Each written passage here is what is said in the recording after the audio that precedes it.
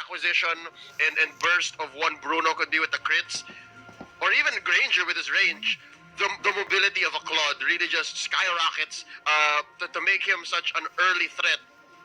Especially with what he can do. An almost AoE ult with Blazing Duet that allows him to go in and out. That's just irreplaceable. That's why he's so well used, and that's why he has such a high win rate, 68%. It's really such a tool that is so surgical that when you know how to use it will serve you well. Yeah, I think I completely agree with you. I like the point that you brought out, having a hero that the kit is just so good that even if you nerf it to the ground, it still works wonders. Like for example, the Grok having immunity for crowd control when he's near the wall, it's just so good, and the wall charge is just so good. Guardian's Barrier early is technically unnerfable if you think about it. Yep.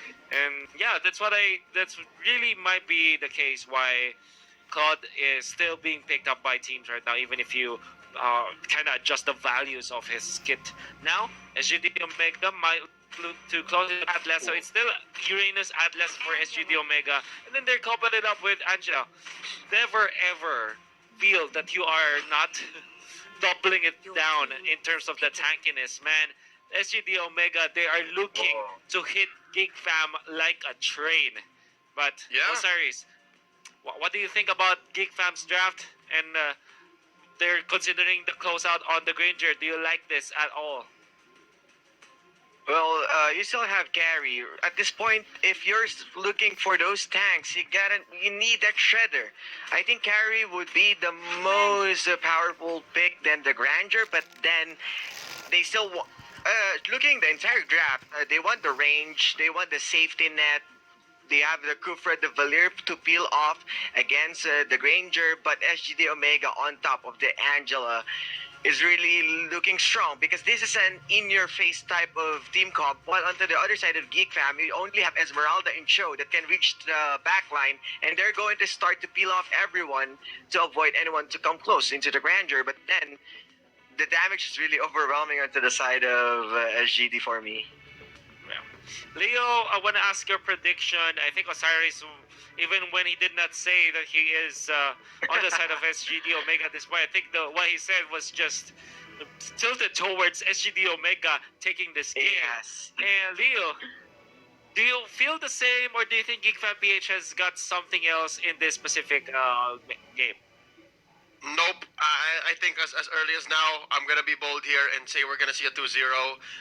Everything that the Geek Fam is bringing to the table or looking to counter with on the lineup of SGD Omega it's hopeful at best. So with that being said, I think we're going to see another maybe closer than game one because of the Faramis pick, which is so shaky, so questionable.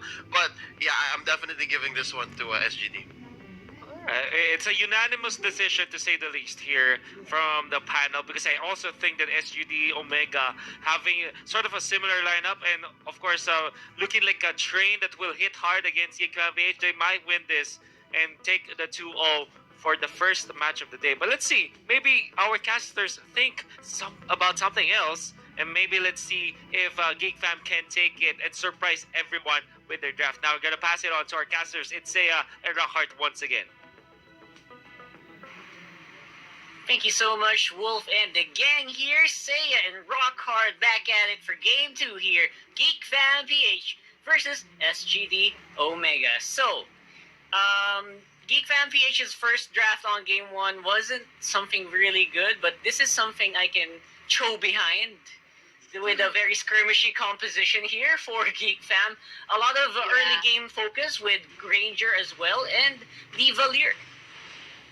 Oh, speaking of early game potential, looks like Why Not and Toshi are battling it out onto the bottom side. But you know what? Edgar comes to save the day and will be helping his friend in need. But if you go back into our laning phases, looks like both teams are to early farming, and that's what you really essentially need for the first seconds of the game.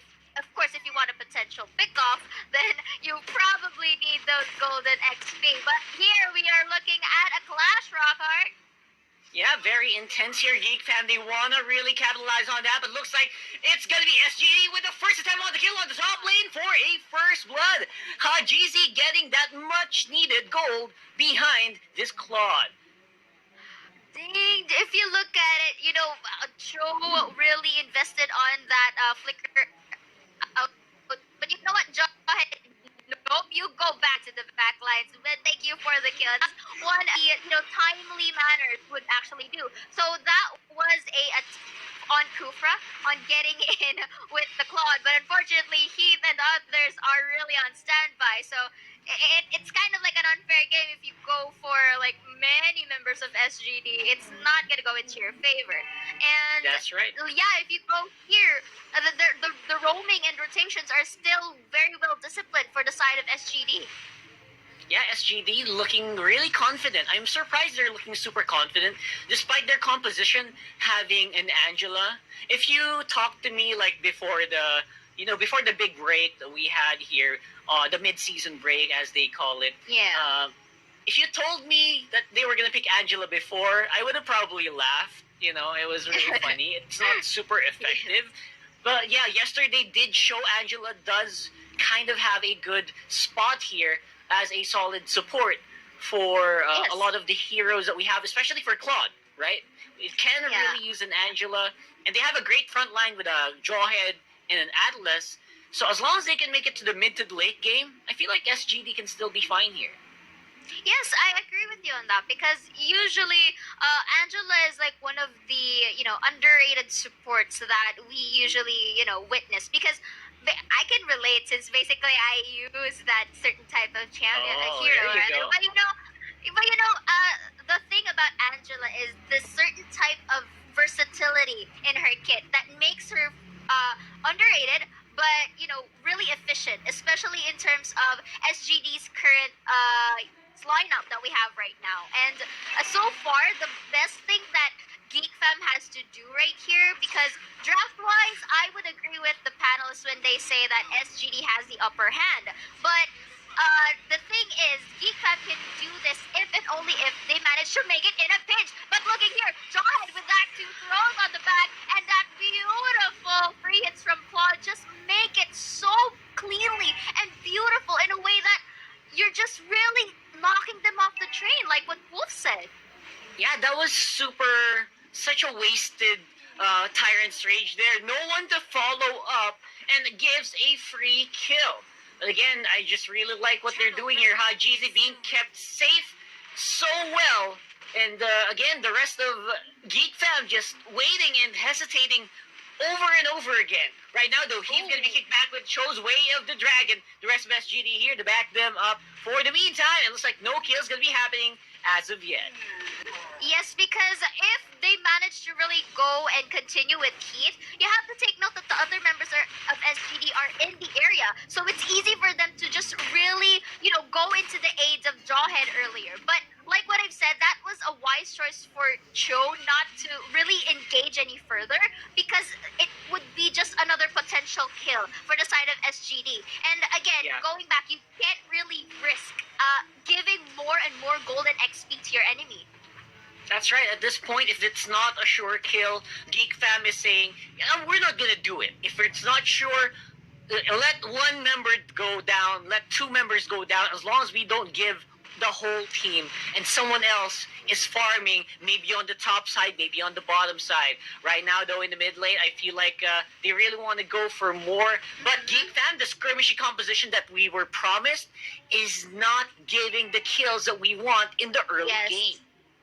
I agree with you. And, the initial composition of Geek Fam here is not really showing online just yet, simply because SGD is creating the pace. And it's in a pace in which they are mostly advantageous of. So right now, I love how, Jawhead here is really on standby, giving some space for the Claude. But you have to take note into Geek Fam as well. If you notice, they are more cautious right now. But again, why not in a pinch force us to use that flicker away? And again, that's another invested spell. But going back here onto the action, though, looks like Hayes and Carl Teasy here just, it was a close call for him because if ever he was captured, that's another pick-off.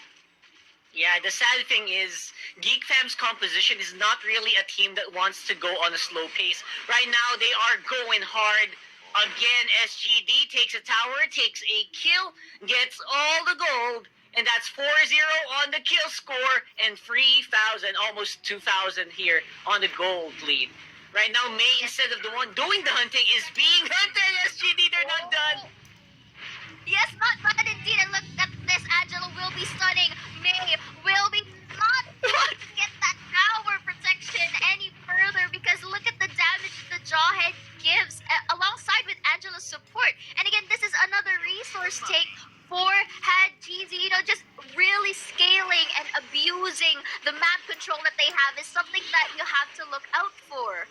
Yeah, ladies and gentlemen, this is how you abuse Angela. If someone is super good, Angela's super good at slowing down people, right? And you know what? Jawhead is great against targets that are slowed down because you can spam all your skills. All the missiles will hit. All the throws will hit. The normal attacks as well. Exhort on the bottom lane gonna be hunted down by the trio of Geek SGD here, and no one to help him.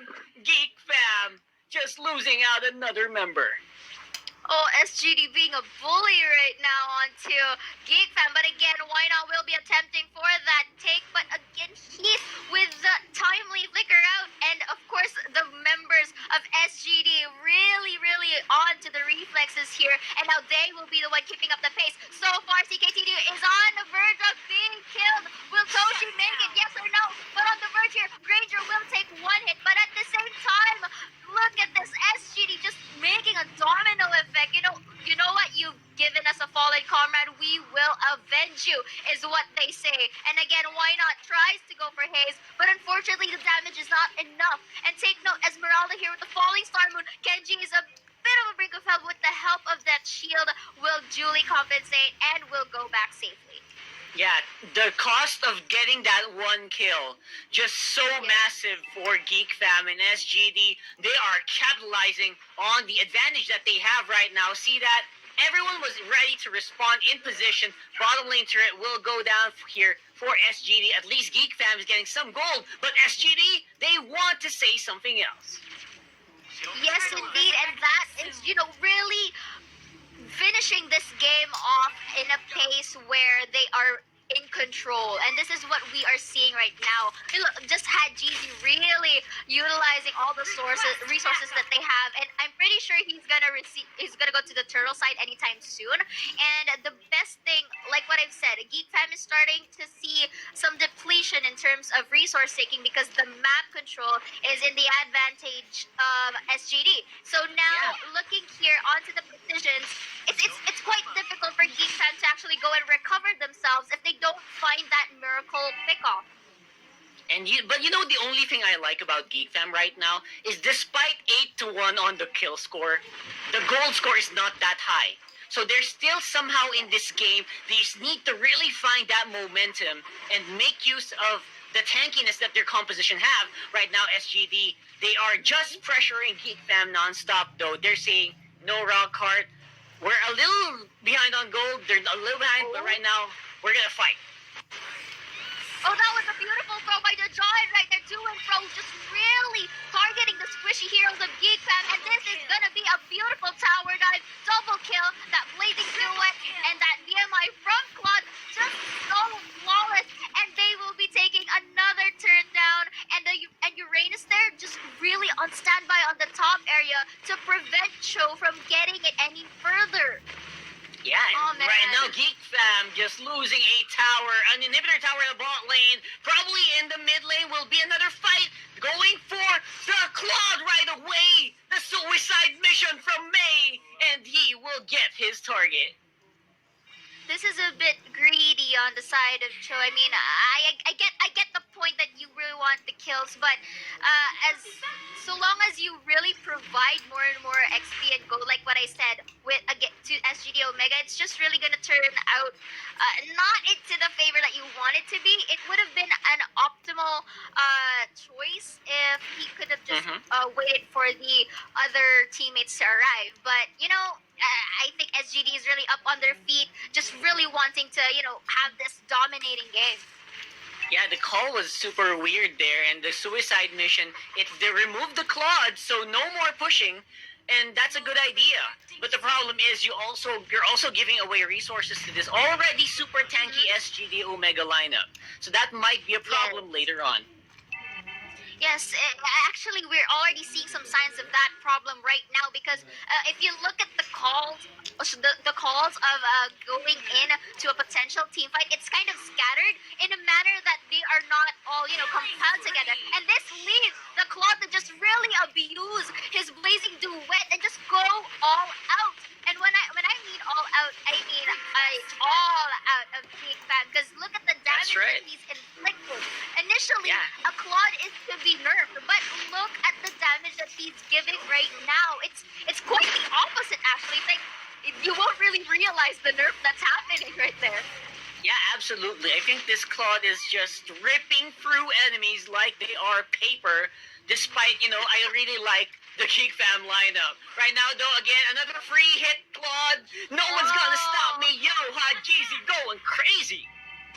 Cold battle, says Claude right here, and Uranus won't really, go out without a fight. It looks like I can do as much kills as you, says his teammates right there. But here, a very dominating performance once again from SGD, throws it and goes for the kill. That is just like their standard technique right here, Rockhart, and it's working very well for the side of SGD. And it looks like this is the conclusion, because this is a beautiful 2-0 in the hands of SGD Omega. Man, I gotta give it to SGD Omega. They have been making this Claude composition work, and I'll take a quote here from a post that one of our casters, Midnight, has posted out there on social media. As long as the masks exist, as long as the mechanics of the mask